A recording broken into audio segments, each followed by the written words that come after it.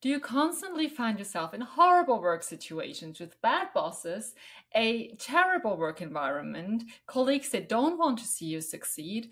Or do you never actually take your PTO? Do you never negotiate your salary? If one of those things is actually you, then this episode is just the thing that you need. Hi, my name is Fela Rosa, and this is the Corporate Warriors podcast. Today's surprise is gonna be about self-love, something that you might not bring into relation with your career just yet.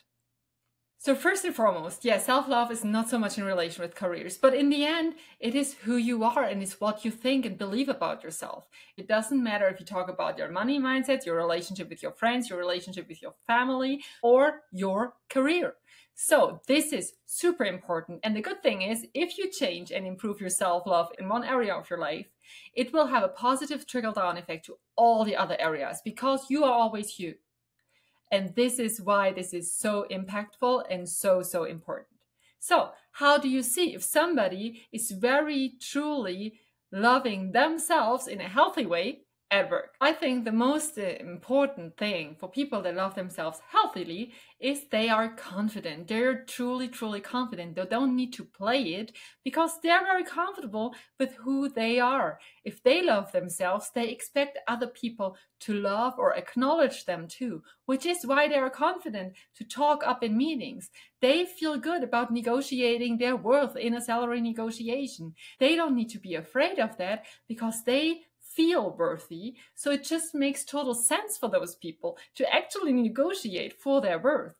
If they got the PTO, they would never think, oh, I cannot take it because perhaps my boss then doesn't like me as much, because it's just normal. If they negotiated those PTO days, of course they will take them because they know it will be good for them. And they also know very often that it will also be good for their careers because they can recharge their batteries. So they start strong, they negotiate strong, but then they use that time to recharge their batteries to come back even stronger. So obviously, if you don't have any self-love and you're competing, let's say in the corporate world, against somebody that has healthy self-love, you will lose. So what do those people do in addition? Because they love themselves, they will set healthy boundaries. And again, please don't make this black and white. Yes, those people will work overtime too. I'm sure of it. But they will know when enough is enough and they will be there and communicate it.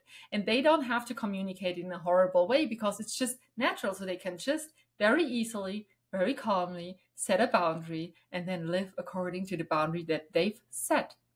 Right? So there's no need to jump around because they know who they are and they know that they're lovable and they know their worth. Also, if you're a leader or an aspiring leader, loving yourself will create way more authenticity because again, if you can be your true self at work, then you can be authentic. Authenticity is the best energy that we can vibrate in. If you are truly authentic, you will be an inspiring leader, no matter if you actually already have the leadership position and title or not. But I need to say not yet, because if you are there with your true authentic self, healed without too much trauma below the surface in your subconscious, and if you truly love yourself, you will show up as a whole new person. And this alone will inspire people. Because if you truly love yourself and you see, oh, there's something that I don't know, instead of trying to fake it, you will just see the gap, learn the things that you have to learn, or get the information somewhere, or hire somebody that knows it, and then move on. Because there's no need to become an imposter if you're truly rooted in that self-love.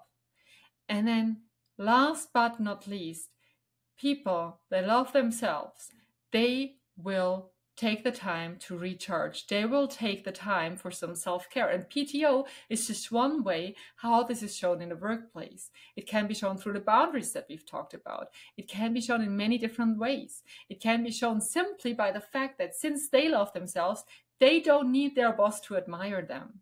They can have a strictly professional relationship with everybody around them, which in itself is the best boundary that you can have. Like the worst thing that can happen to you in your career is that you have some kind of trauma where you feel like other people need to love me. And that way you will be incapable of setting boundaries, and you'll be incapable to leave a toxic workplace because you will constantly feel that you need that kind of approval. And if the shit hits the fan, then your people, your manager around you will actually feel that and might abuse it. So you will be caught into a vicious circle at work. And it all starts with you. So you need to work on your self-worth and self-love first before you can actually get out there and create a fulfilling career for yourself. So you need to figure out, where does that come from?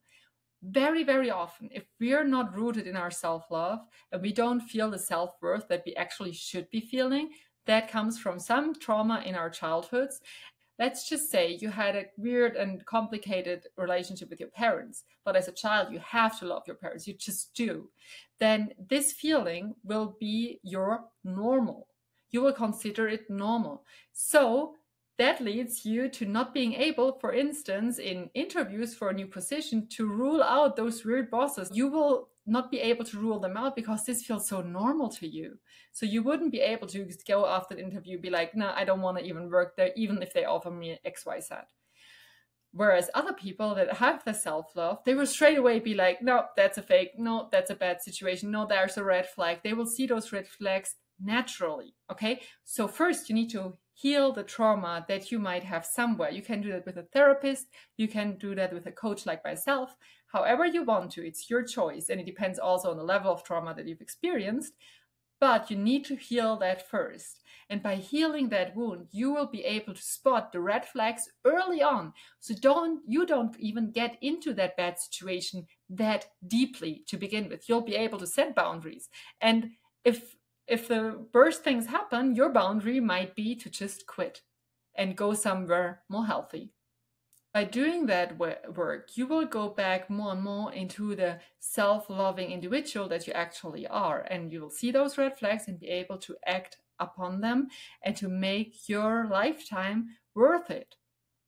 So how can you actually do that? What are the things next to, obviously, as said, work on the traumas? What can you do daily to improve and increase your levels of self-love?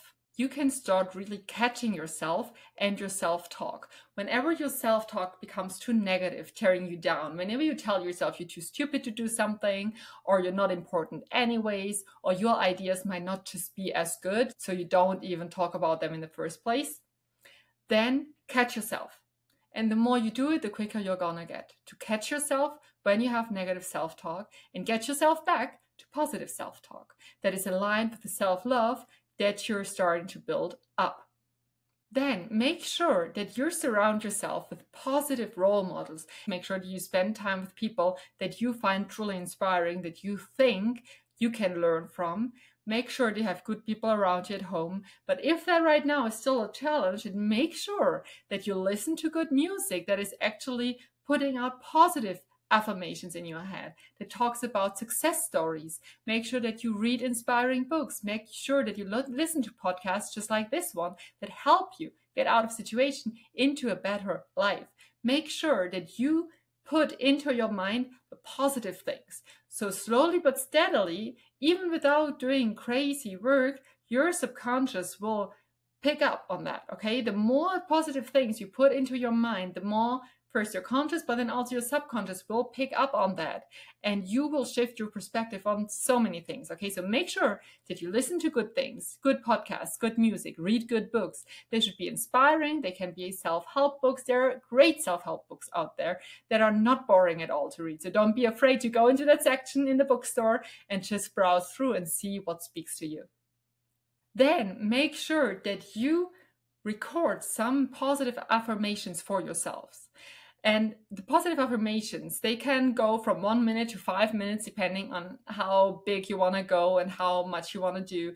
But make sure that there are always I statements. They're always positive statements, never a negation, and that are leading you towards what you want to feel and what you want your new reality to be like. So you can say, I am happy, I am healthy, I am proud of myself, I love myself, I live in the now, I create the best life for myself, I am successful, I am creating the career that I desire, I am earning that much money. So create those statements. You can just write them down on a piece of paper, whatever comes to you that you feel relevant right now.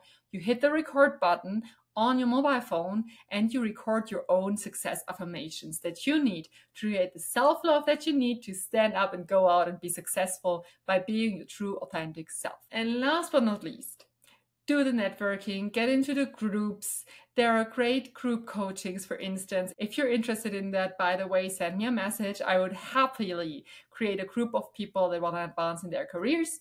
This is early on, but just let me know if you're interested in that already and we can see what we can do about it. And make sure that you also prioritize some self-care. This is how you show yourself, your conscious mind and your subconscious mind, that you truly care about yourself. Spend this $100 a week for a massage or $100 every month. It doesn't matter. As long as you do some self-care, whatever feels good to you. You can do self-care at home. Take that bath. It doesn't have to be super expensive, but it needs to come from the heart. It needs to be something that you truly enjoy. And then just do it, relax. And in that moment, also catch yourself doing something positive and be like, yes, I did that for myself. This is how it's supposed to feel. I love myself. Okay, and with that, I want to leave you. I hope you enjoyed the episode. I hope you now understand how self-love impedes you from having true fulfilling career success and how you can actually shift that. So if you like that, please make sure that you like this. It will help me so much right now still in building up the podcast channel. Like the episode and subscribe to the channel.